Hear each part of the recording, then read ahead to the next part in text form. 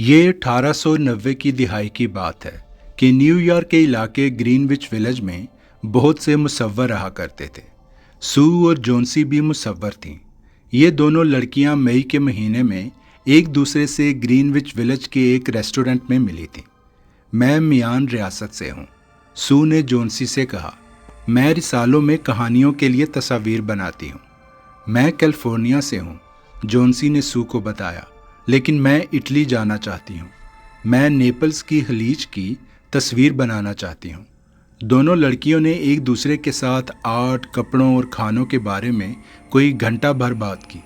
इस पहली मुलाकात के कुछ ही दिनों बाद दोनों ने एक दूसरे के साथ स्टूडियो अपार्टमेंट में इकट्ठे रहना शुरू कर दिया। उनके कमरे ग्रीनविच विलेज के एक पुराने ईंटों के बने घर में सबसे ऊपर वाली मंजिल पर थे। दिसंबर के महीने में न्यूयॉर्क में बहुत सर्दी पड़ी। बर्फबारी हुई तो हर तरफ बर्फ ही बर्फ नजर आने लगी। शहर में कई लोग बीमार हो गए। इस बीमारी का नाम निमोनिया था। डॉक्टरों ने मरीजों को बचाने की बहुत कोशिश की, लेकिन उनमें से बहुत से मर गए। इसी महीने जोन्सी को भी निमोनिया हो गया। वो बहुत बीमार हो गई और हर वक्त बिस्तर पर ही पड़ी रहती कि वो तो हिल भी ना सकती थी। एक डॉक्टर रोज़ उसे देखने के लिए आता, लेकिन जोन्सी की हालत बेहतर नहीं हो रही थी। एक सुबह डॉक्टर ने जोन्सी के कमरे के बाहर सू से खामोशी से कहा, मैं अब इसकी मज़ीद कोई मदद नहीं कर सकता। वो बहुत उदास है और अब मज़ीद ज़िंदा नहीं रहना चाहती। किसी को इसे फिर से खुश करना होगा। इसमें ज़िंदगी की उमंग फिर से जागे। इसको किसी चीज़ में दिलचस्पी है? वो एक मुसव्वरा है, सू ने जवाब दिया। वो नेपल्स की खलीज को मुसव्वर करना चाहती है। पेंटिंग? डॉक्टर ने कहा। ये तो शायद इसके लिए कुछ करामत ना हो। डॉक्टर तो ये कहकर चला गया। सू अपने कमरे में आई और कुछ देर के लिए खामोशी से रोती रही। फिर उसने अपना ड्राइंग बोर्ड और कुछ पेंसिलें उठाईं और खुशी से गाती हुई जोन्सी के कमरे में दाखिल हुई। जोन्सी अपने बिस्तर में खामोशी से लेटी हुई थी। उसका चेहरा पतला और बीमारी से सफ़ेद हो गया था। वो खिड़की की तरफ देख रही थी। जोन्सी शायद सो रही है, सू ने सोचा।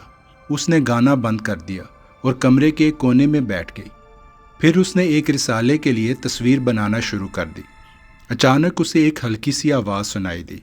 वो जल्दी से बिस्तर के पास गई। जोन्सी की आंखें खुली थीं।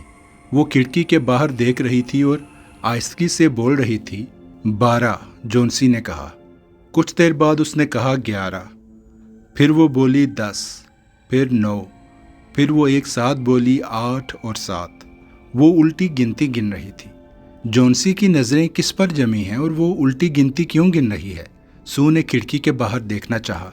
खिड़की के बाहर उसे साथ वाले घर की ईंटों की दीवार नजर आई, जिस पर एक पुरानी बेल फैली हुई थी। उसकी शाहों पर बहुत कम पत्ते मौजूद थे। 6, जोन्सी ने कहा।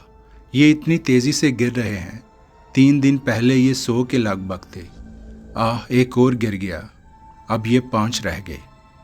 5? जोन्सी, तुम क्या कह रही हो? सू ने पूछा। प्लीज़ मुझे बताओ। अब बेल पर सिर्फ 5 पत्ते रह गए हैं, जोन्सी बोली। इसका आखिरी पत्ता भी जल्द ही गिर जाएगा और फिर मैं मर जाऊंगी।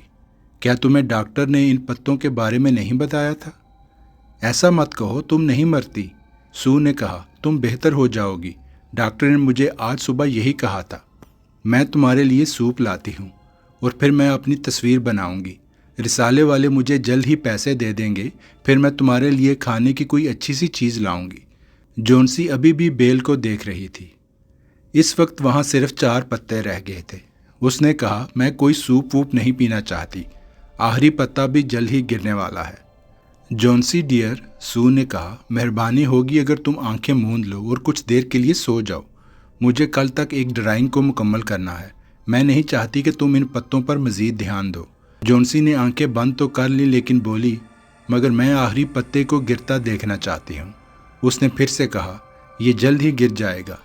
पत्ते थक चुके हैं और मैं मरना चाहती हूँ।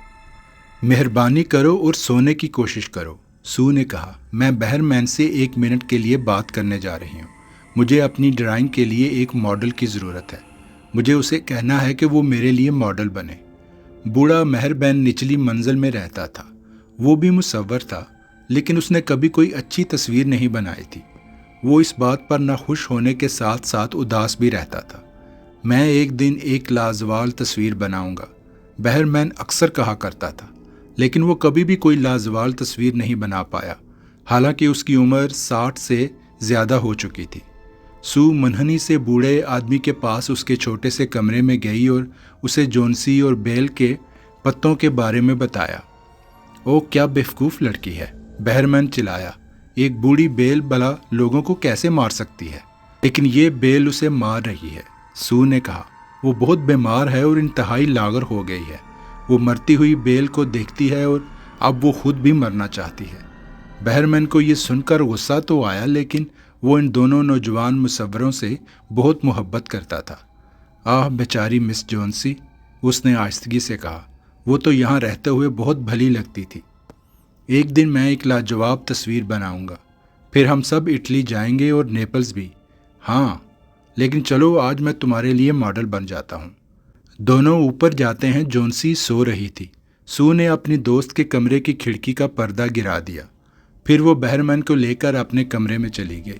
وہ دونوں پرانی بیل کو دیکھنے لگے۔ باہر برفیلی بارش ہو رہی تھی، لگتا ہے جلد ہی برف باری ہونے والی ہے، سو نے سوچا۔ بہرمین بیٹھ گیا اور سو اس کی تصویر بنانے لگی۔ اس رات طوفان آیا، موسلا دھار بارش کے علاوہ ہوا بھی بہت تیز چلی۔ جونسی اگلی صبح جلدی جاگ گئی۔ پردہ ہٹاؤ، اس نے سو سے کہا۔ اس نے پردہ ہٹا دیا۔ بیل پر اب بھی ایک پتا باقی تھا۔ یہ پتا زردی مائل گہرا سبز تھا اور یہ زمین سے کوئی 20 فٹ کی اونچائی پر ایک شاخ سے لٹک رہا تھا۔ یہ آخری پتا رہ گیا ہے، جونسی بولی، اور یہ بھی آج گر جائے گا اور ساتھ ہی میں بھی مر جاؤں گی۔ سو نے اپنا منہ جونسی کے منہ کے قریب کر لیا اور آہستگی سے کہا، ایسا نہیں کہتے جونسی، میں نہیں چاہتی کہ تم مرو۔ جونسی آگے سے کچھ نہ بولی۔ پتا سارا دن بیل کی شاخ پر لٹکا رہا۔ اس رات پھر بارش ہوئی اور تیز ہوا بھی چلی۔ صبح جونسی پھر جلد اٹھ گئی۔ پردہ ہٹاؤ، وہ بولی۔ پتا ابھی بھی بیل پر موجود تھا۔ جونسی بستر میں لیٹی دیر تک اسے دیکھتی رہی، پھر اس نے سو کو بلایا۔ میں بھی کتنی پاگل لڑکی ہوں سو، وہ بولی۔ میں مرنا چاہتی تھی جبکہ یہ آخری پتا بیل پر موجود رہنا چاہتا ہے۔ اس نے مجھے زندگی کا سبق دیا۔ مہربانی کرو اور مجھے ایک پیالہ سوپ کا لا دو۔ 1 گھنٹے بعد جونسی پھر سے بولی، سو میں ایک دن ضرور خلیج نیپلز کی تصویر بناؤں گی۔ دوپہر کو ڈاکٹر دونوں لڑکیوں سے ملنے آیا۔ اس نے جونسی کا تفصیل سے معائنہ کیا اور پھر سو کے دبلے پتلے ہاتھ کو پکڑ کر کہنے لگا، اپنی دوست کی ٹھیک طرح سے دیکھ بھال کرو، یہ اب جلد ٹھیک ہو جائے گی۔ اب مجھے نچلی منزل پر جانا ہے۔ میں نے مسٹر بہرمین کو بھی دیکھنا ہے، انہیں بھی نیمونیا ہو گیا ہے، انہیں مجھے ہسپتال بھیجنا ہوگا۔ اگلے دن ڈاکٹر نے سو سے پھر بات کی، تمہاری دوست اب بہت جلد ٹھیک ہو جائے گی۔ پھر اس نے اسے کچھ اور خبر بھی دی۔ اس دوپہر سو جونسی کے کمرے میں گئی اور اس کے کندھے پر اپنا ہاتھ رکھتے ہوئے بولی، مسٹر بہرمین آج صبح ہسپتال میں انتقال کر گئے۔ 2 روز قبل ان کے ہمسایوں نے انہیں اپنے کمرے میں بہت بیمار پایا تھا۔ ان کے جوتے اور کپڑے بھیگے ہوئے تھے۔ انہوں نے ڈاکٹر کو بلایا۔ بعد میں ایک ہمسائے کو صحن میں ایک سیڑھی پڑی نظر آئی۔